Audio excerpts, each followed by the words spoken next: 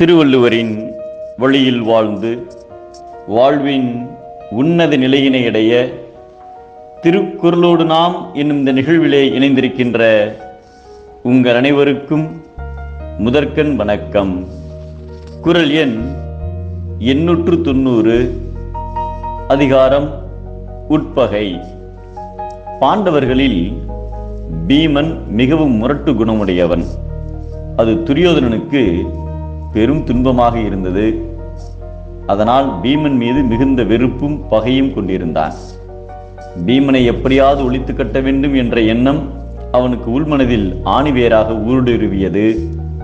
துரியோதனன் ஒரு நாள் வனபோஜனம் என்ற ஒரு நிகழ்ச்சிக்கு ஏற்பாடு செய்து அனைவரையும் காட்டிற்கு அழைத்துச் சென்றான். அனைவரும் அங்கே பல்வேறு விளையாட்டுகளை விளையாடிக் கொண்டிருந்தார்கள். அப்போது பீமனுக்கென்று பிரத்யேகமாக கொண்டு வந்திருந்த விஷம் கலந்த உணவை வழங்கினான் துரியோதனன். அதை உண்டதும் பீமனுக்கு தூக்கம் ஏற்பட்டதால் ஓரிடத்தில் படுத்து ஆழ்ந்து தூங்கிவிட்டான். அப்போது துரியோதனன் காட்டுக் கொடிகளினால் பீமனின் கை கால்களை கட்டி அருகில் இருந்த ஒரு நதி வெள்ளத்தில் தூக்கி வீசிவிட்டு ஒன்றும் தெரியாதவன் போல் எல்லோருடனும் விளையாட்டில் கலந்து கொண்டான். மாலையில் அனைவரும் அரண்மனைக்கு திரும்பிய போது பாண்டவர்களில் பீமனை காணாமல் சகோதரர்கள் கலவரமடைந்தனர்.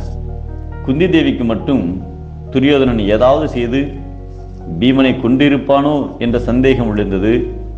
அப்போது சகோதரர்கள், அவனுக்கு ஒன்றும் ஆகாது, அவன் அற்ப ஆயுள் உள்ளவன் இல்லை, அவன் அசகாய சூரன், அவனை யாராலும் எதுவும் செய்ய முடியாது என்று ஆறுதல் கூறினர். இந்நிலையில் நதியில் வீசப்பட்ட பீமனுக்கு விஷத்தின் தாக்கம் குறையாமல் இருந்ததால் துக்கம் நீங்காமலே இருந்தான். நதியில் விஷப்பாம்புகள் அவனை சீண்டின. அவனுக்கு குழந்தையாயிருக்கும் போது கொடுத்த விஷம் முறிக்கத்தக்க மூலிகைகள் இரத்தத்தில் ஊறியிருந்ததால் துரியோதனன் உணவில் கலந்த விஷமும் பாம்புகளின் விஷமும் அவனை ஒன்றும் செய்யவில்லை. ஓரிடத்தில் கரை ஒதுங்கிய பீமன் தூக்கம் கலைந்து எழுந்து கட்டப்பட்டிருந்த கொடிகளை அறுத்து எரிந்துவிட்டு 8 நாட்களுக்கு பின் அரண்மனைக்கு வந்தான். அவனை கண்டதும் பாண்டவர்களும் தாய் குந்தி தேவியும் மிகுந்த மகிழ்ச்சி கொண்டனர்.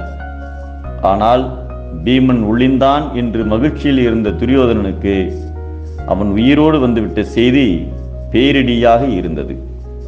உள்ளத்தால் ஒன்றுபடாதவர்கள் கூடி வாழ்வது என்பது ஒரு சிறிய குடிசைக்குள் பாம்புடன் இருப்பது போன்று ஒவ்வொரு நொடியும் அச்சம் தருவதாகும் என்பதை உடம்பாடு இல்லாதவர் வாழ்க்கை குடங்கருள் பாம்போடு உடன் நுரைந்தற்று என்கிறார் நம் தெய்வப்புலவர் திருவள்ளுவர்.